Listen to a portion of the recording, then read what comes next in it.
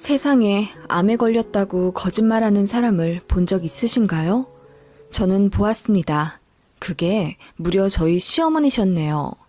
당시에는 너무 어이가 없고 황당해서 생각만 해도 울화가 치밀어 오르고 남편까지 미워 보였지만 지금은 시간이 많이 흘러 상황도 많이 안정되어서 다행이라고 생각해요. 저희 시어머니는 예전부터 저희와 합가하고 싶어 하셨어요. 남편에겐 형이 한 명 있는데 사업 잘 되다가 갑자기 기우는 바람에 빈털터리가 되어 이혼당하고 혼자 원룸에서 살고 있습니다. 자존심이 다쳐서인지 사이좋게 잘 지내던 형제 사이도 허무해지고 저희 남편한테도 연락 안 하며 시댁과도 왕래가 없다고 들었어요. 그런 장남에 대한 아쉬움 때문인지 유독 저희에게 많이 기대시던 어머님이었습니다. 그게 저희 신혼 때 일이었고 저도 당연히 결혼한 지 얼마 안 된 새댁발로 시어머니 기분 맞춰드리느라 고생 꽤나 했었습니다. 어머님은 어느새 아들인 남편보다 저에게 더 자주 연락을 하기 시작하셨고 일주일에 2번의 연락이 어느새 매일매일로 간격이 좁아졌고 제가 첫 아이를 가졌을 때는 하루에 2-3번도 전화를 하시며 저에게 집착 아닌 집착을 하시더군요. 연락하시는 이유요? 정말 별거 없습니다. 아침에 출근 잘했냐? 점심은 뭐 먹었냐? TV가 잘 안 나오는데 혹시 고객센터 연결 좀 해줄 수 있느냐? 윗집 아이들이 너무 뛰어다니는데 전화번호 줄 테니 대신 전화 좀 걸어서 화내줄 수 있느냐? 화장실이 막힌 것 같은데 혹시 뚫을 수 있는 방법 몇 가지 인터넷으로 알아봐 줄 수 있느냐? 저녁은 뭐 먹을 거냐? 저녁 잘 먹었냐? 등등. 정말 이래도 되나 싶을 정도로 숨막히게 저에게 연락해대셨고 그 스트레스 때문인지 아니면 다른 이유인지는 몰라도 첫 아이를 뱃속에서 허무하게 보냈습니다. 남편도 그제야 심각성을 깨닫고 어머님께 연락 좀 자제해달라고 부탁드려 봤지만 돌아오는 것은 어머님의 배신감에 가득 찬 울분이었습니다. 니들이 어떻게 그래? 하나뿐인 니네 형도 지금 자식인지 타인인지 모를 정도로 왕래도 안 하고 있는데 하나 남은 너희들이 어찌 나를 버려? 이러시면서 우시더라고요. 시아버님이랑은 사이가 별로 안 좋으셔서 졸혼 상태인데 1년에 한 번 제사 때 말고는 거의 뵙지 않습니다. 아버님이 그렇게 하자고 먼저 요구하셨고요. 명절에도 당연히 시아버님은 안 뵙습니다. 무슨 사정이 있는 것 같긴 한데 남편도 먼저 캐묻지 않길래 그냥 그런가 보다 하고 삽니다. 그래서 솔직히 홀 시어머니만 계신다고 봐야 합니다. 이런 상태에서 어머님이 이렇게 크게 삐지시니 어떡하나요? 집도 차로 50분 거리인데 모른 척할 수도 없고 남편도 마음이 편치 않아 보여서 같이 시댁에 찾아갔더니 화난다며 문도 안 열어주시더라고요. 한 10분 정도 저희 문 밖에 세워두시다가 남편이 화가 나서 이제 우리 간다! 소리쳤더니 그제야 빼꼼 문을 열어주시더라고요. 들어가니 어머님이 새초롬하게 말씀하시길 니들 때문에 속상해서 며칠 동안 밥도 안 먹었다. 어쩜 그러니? 니들 반성은 좀 하고 온 거야? 미안하단 말 안 할 거면 그냥 나가고 이러시더라고요. 며칠 동안 밥 안 먹은 집 치고는 방금 갓 지은 구수한 밥 냄새도 나고 매콤한 생선조림 냄새도 나더라고요. 뭐 아무튼 그날 어머님과 진지하게 이야기하며 앞으로 연락은 서로를 위해 꼭 필요할 때만 하기로 하고 웬만한 건 남편한테 먼저 하시기로 약속했어요. 어머님도 그제야 본인의 시도 때도 없는 연락이 저에게 부담이 되셨다는 걸 인지하신 모양이었어요. 제가 유산을 해서 힘들어한다고 하니 그것 역시 뒤늦게 미안해 하시며 앞으로는 적정 거리를 유지하겠다 다짐하시더군요. 그럼에도 다른 집들보다는 시어머니와의 왕래와 연락이 꽤나 잦은 편이었어요. 어머님과는 일주일에 꼭 한 번은 식사해야 했으니 한 달에 4-5번쯤은 얼굴 보고 살았습니다. 시댁이 가까이 있으니 그런 것쯤은 저도 각오하고 했던 결혼이긴 했고 적당하기만 하면 크게 개의치 않는 성격이라 그냥 그러려니 하고 살게 되었죠. 그러다가 이제 제가 아이를 또 갖게 되었고 남편은 제가 또 유산할까봐 회사를 관두길 바라더라고요. 남편이 하라고 해서 한 건 아니고 저도 아이를 너무나 바라게 되어서 혹시 모를 상황 때문에 결국 사표를 내고 전업주부의 길로 들어섰습니다. 시간이 좀 많아지면서 친정에도 혼자 자주 가게 되었어요. 친정은 지하철로 40분 정도만 가면 되는 거리라 앉아서 가면 정말 편하게 갈 수 있었거든요. 게다가 임신하니까 왜 그렇게 엄마 반찬이 먹고 싶은지 일주일에 한두 번 정도 친정 가서 점심 먹고 차 한잔 하다가 저녁 되기 전에 남편 밥 차려주러 집으로 들어오곤 했어요. 어머님은 그게 너무 마음에 안 드셨던 모양이었어요. 전화할 때마다 제가 친정에 가 있다면서 볼멘 소리를 하시더라고요. 여보세요? 세아가 어디니? 네, 어머님. 저 친정 와 있어요. 친정? 엊그제 갔다더니 또 갔어? 왜 그렇게 자주 가? 거길 갈 거면 우리 집도 자주 오지. 어머님이랑도 일주일에 한 번은 꼭 식사하잖아요. 그리고 저 친정 거의 안 오다가 임신하고 나서 조금씩 오고 있는걸요? 아니 그래도 그럼 친정 한 번, 시댁 한 번 이렇게 들러. 어머님 이미 그렇게 하고 있어요. 아니 그래도 횟수를 딱 정하란 말이야. 너 이번 주에는 그럼 벌써 친정 2번 간 거 아니냐? 그럼 우리 집에도 이번 주에 2번 와야지. 내일 와 우리 집에. 아, 네. 그렇게 제가 친정 가는 걸 가자미 눈을 뜨고 감시하시는 듯 했죠. 제가 맨날 친정집 가 있는 것도 아니고 임신해서 엄마 밥이 좀 먹고 싶다는 건데 그게 그렇게 이해 못하실 일이었을까요? 저는 저대로 기분이 나빴죠. 가뜩이나 임신 초기라 예민하기도 했고요. 그리고 그렇게 요구하셔서 시댁에 가면 정작 어머님은 손 하나 까딱 안 하시고 저한테 밥 차리라고 하십니다. 며느리 밥 좀 먹고 싶다고 하시면서요. 제가 참다 못해 말했습니다. 어머님, 저 친정 가는 거요. 집에서 밥 해먹기도 짐 빠지고 또 친정엄마 밥이 너무 그리워서 가는 거예요. 임신 초기라 생각나는 음식이 지금은 친정엄마가 해주셨던 반찬들밖에 없어서요. 그래, 뭐 그럴 순 있겠지. 나도 옛날에 네 아주버님 가졌을 때 우리 엄마가 해준 미역줄기 볶음이 그렇게 생각나더라. 네, 그러니까 그걸로 너무 기분 나빠하지 마세요. 제가 어머님 뵐 거 안 뵙고 친정에만 내도록 있는 것도 아니잖아요. 그리고 임신 초기라 편하게 있고 싶기도 하고. 뭐? 그럼 시댁은 불편하다는 거니? 내가 불편해? 아니요, 그건 아닌데요. 솔직히 친정은 쉬러 가는 거고 시댁은 어머님 지금 보시다시피 제가 앞치마 두르고 어머님 밥 차려드리고 있잖아요. 저도 약간 할 말 다 하는 편이라 생각나는 대로 말했습니다. 그랬더니 어머님이 울그락불그락 하시며 아니 너랑 밥 좀 먹는 게 이렇게나 어려운 일이다니? 그거 뭐 그냥 밥솥에서 밥 좀 떠서 같이 차려주는 게 그렇게 힘든 거냐고. 저는 순간 어머님 말씀이 너무 어이가 없었어요. 밥솥에서 밥만 뜨는 게 아니라 어머님이 재료를 싱크대에 올려놓고 이거는 찌개 만들어라, 이거는 나물 볶아라 이러시면서 다 시키시고는 무슨 제가 밥만 떴다고 말씀하시는지 황당했거든요. 그래서 저도 들이박았죠. 시댁 올 때마다 제가 밥 차리지 않느냐, 어머님이 해주시는 밥 먹은 거 손에 꼽는다, 남편도 제가 시댁 올 때마다 부엌에서 일하고 있으니 그거 보기 싫어서 웬만하면 식당 가자고 하는 거다 라고 말했더니 어머님이 또 울먹울먹 거리시면서 억울하다 하시는 거예요. 언성 높아지면 괜히 싸움만 심하게 날 것 같고 저도 기분이 너무 상해서 머리까지 어질하더군요. 그래서 오늘은 이만 가겠다고 하니 어머님이 이러시더군요. 지금 이렇게 나가면 다신 나 안 보고 사는 건 줄 알겠다. 네? 어머님, 그게 무슨 말씀이세요?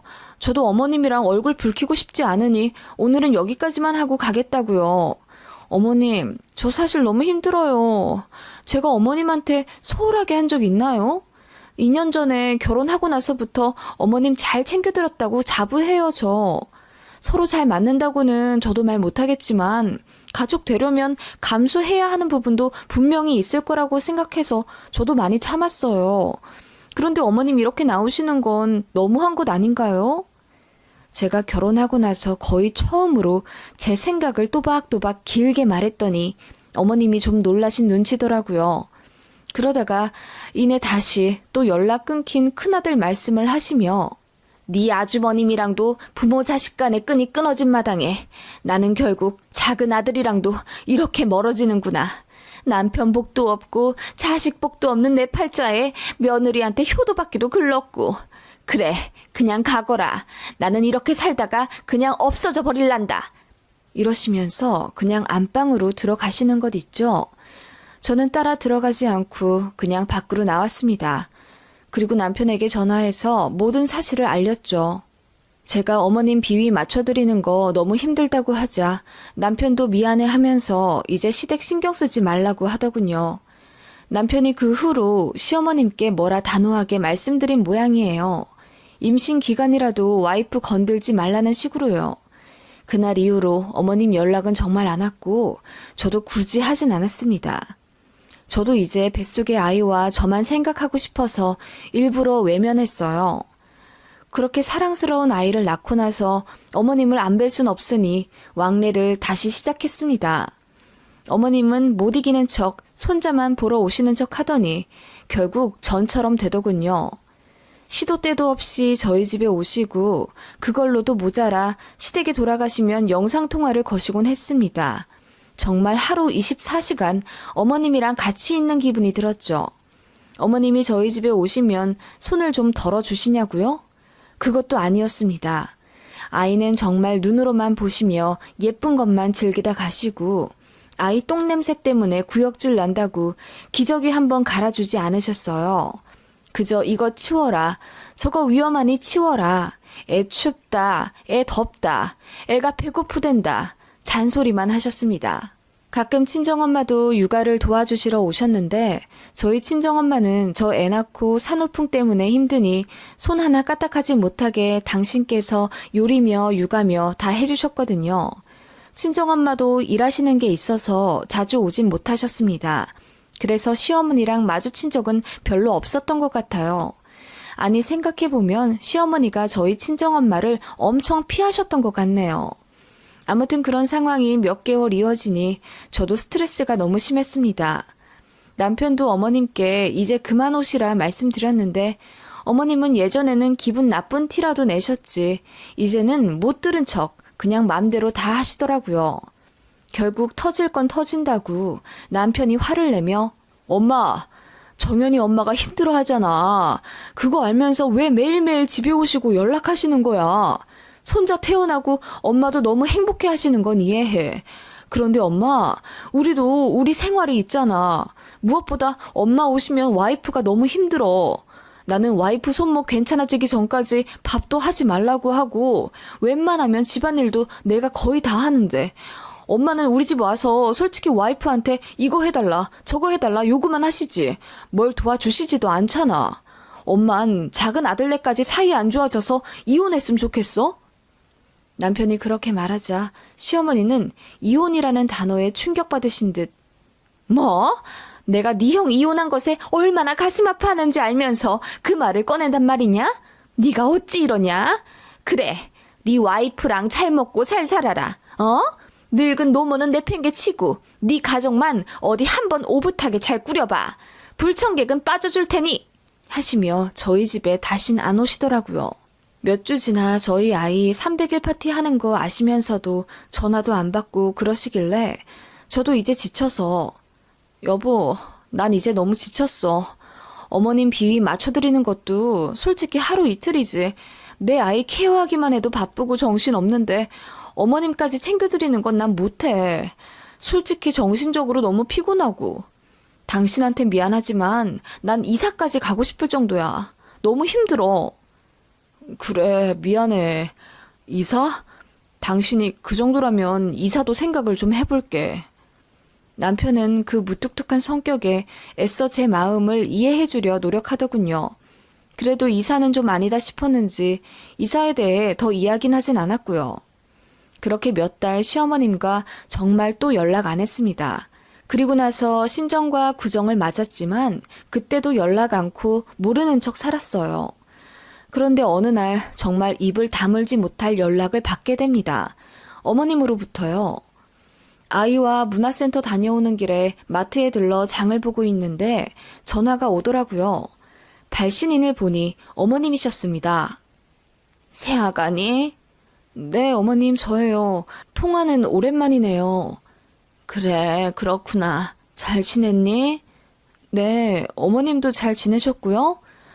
그래, 아니, 잘 못 지냈다. 사실 내가 얼마 전에 속이 너무 안 좋고 매일 토하고 그래서 동네 병원에 갔는데 글쎄 이리저리 진찰을 해보더니 나보고 큰 병원에 가라는 거다. 어머, 그러셨어요? 그래서 검사를 했는데 글쎄 내가 암이란다. 네? 어머님이 암이시라고요? 그래, 위암 3기라면서 얼마 못 살 거라는데 그래서 그렇게 내가 힘이 없고 그랬나 봐. 어머님, 일단 정연이 아빠한테 이야기를 할게요. 그래, 얘기하고 이번 주에 얼굴이나 한번 보자. 그렇게 남편에게 이야기를 했더니 엄청 놀라더라고요.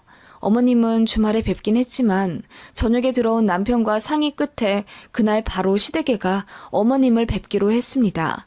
연락도 없이 불쑥 찾아온 저희에게 어머님은 너무나 놀라신 듯 했어요. 전보다 좀 수척해지신 것도 같고 그렇더라고요. 남편이 눈물을 흘리며 자초지종을 묻자 어머님이 말을 더듬으시며 주말에 정리해서 말해준다 하시더라고요. 어머님은 그렇게 저희를 쫓아내다시피 하셔서 얼마 대화도 못했습니다. 그 주에 어머님을 뵈러 다시 가니 이번에는 정말 행색이 말도 못하게 안 좋으신 거예요.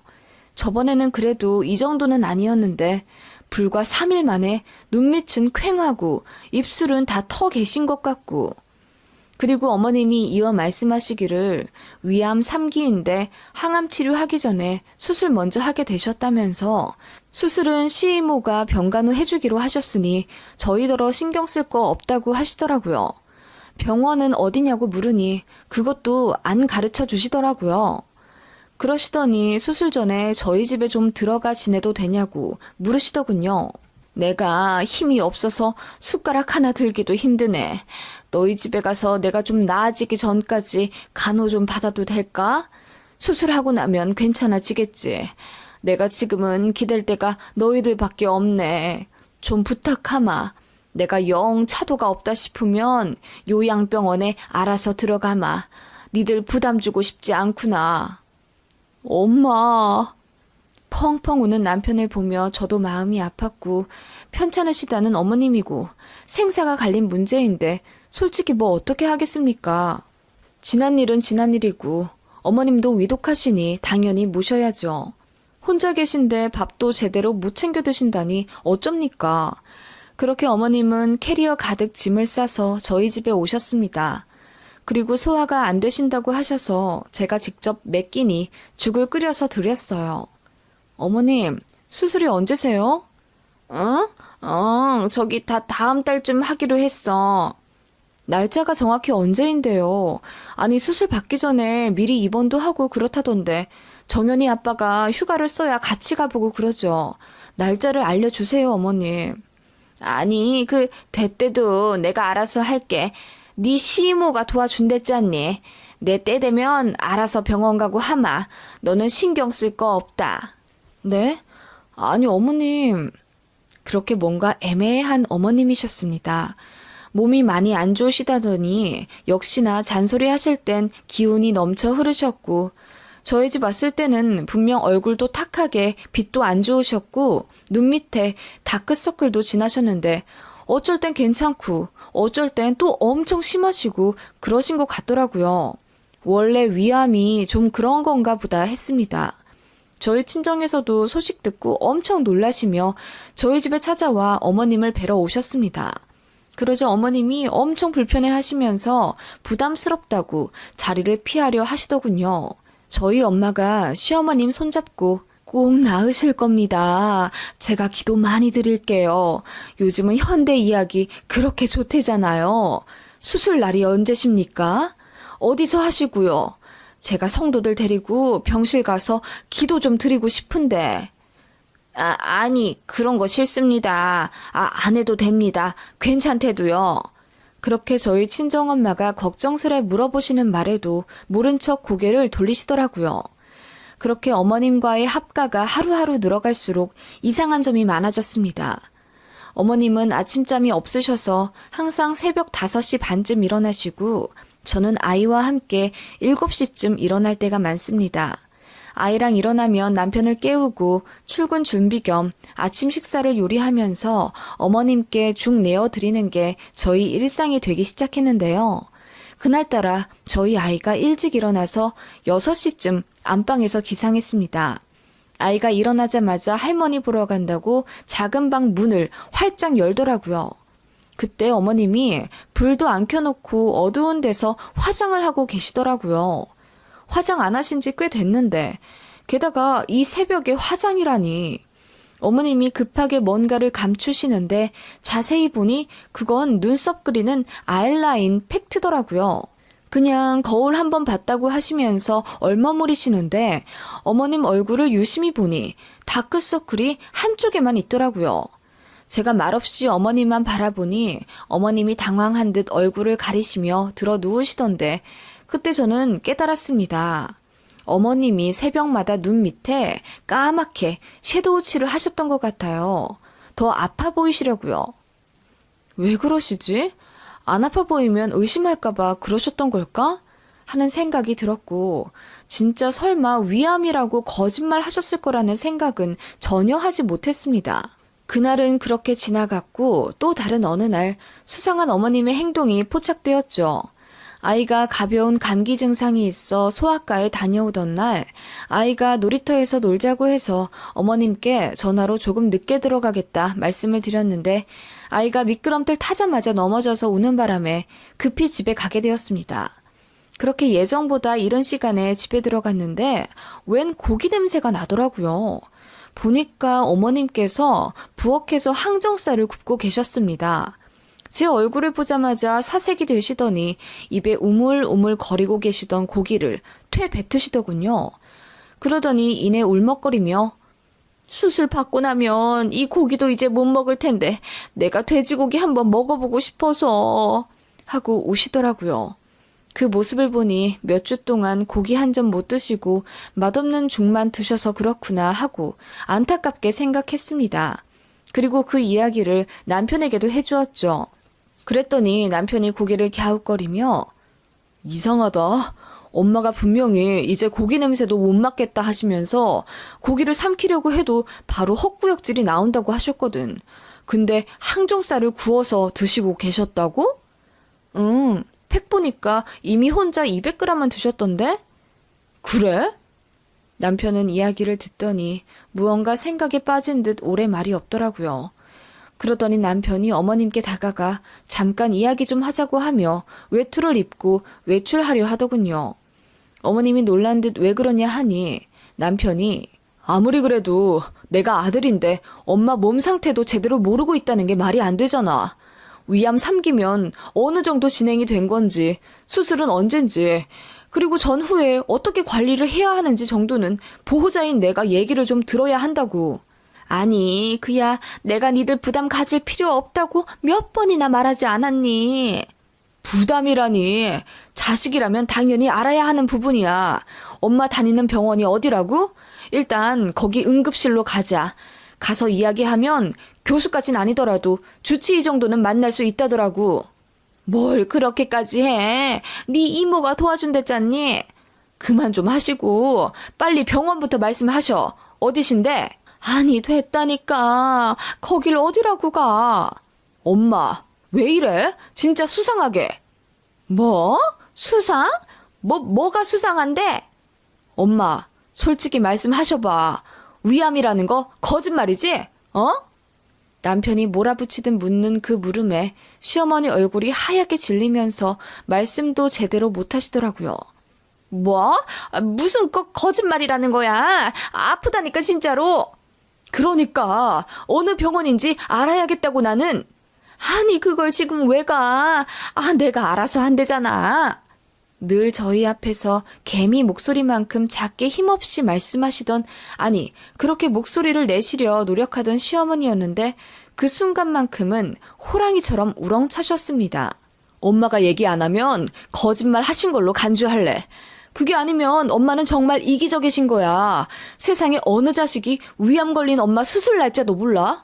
내가 그런 불효 막심한 쓰레기였으면 좋겠어, 엄마는? 아우, 그게 아니라, 이모? 이모한테 전화하면 돼? 남편이 핸드폰을 들어 시이모님께 전화하려 들자 어머님이 급하게 제지하시더군요. 아니, 지금 무슨 전화를... 예, 됐다. 그만해. 내가 다 말할 테니까.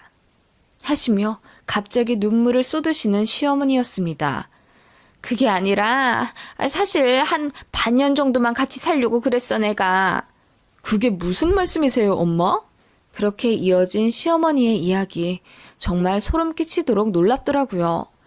어머님은 저희와 합가하고 싶으셨답니다.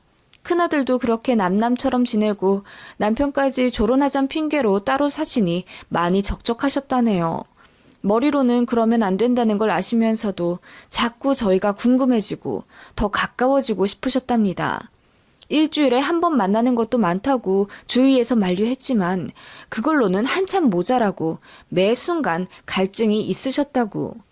그게 외로움인지 뭔진 모르겠지만 며느리는 같은 여자로서 이해해 줄 거라고 믿어 의심치 않았는데 자꾸 본인을 외면하려더니 너무 속상하고 화가 나셨답니다. 그래서 자연스럽게 합가할 수 있는 방법에 대해 생각하시다가 당신께서 아프실 때마다 제가 극진히 간호했던 걸 기억해내셨다고. 그럼 수술 받았다고 거짓말한 거 금방 들킬 텐데 그건 어쩌려고 그러셨냐니까. 그냥 적당히 병원 다니다가 오진이었다더라. 그렇게 둘러대려고 했지. 설마 이미 짐 싸들고 들어왔는데 위암 아니라고 내쫓을까 싶어서. 이러시더군요. 펑펑 우시며 말씀하시는데 거기다 대고 화를 낼 수도 없고, 아니 이미 남편이 넘치도록 어머님께 화를 내서 저까지 거기다 숟가락 얹기도 뭐하더라고요.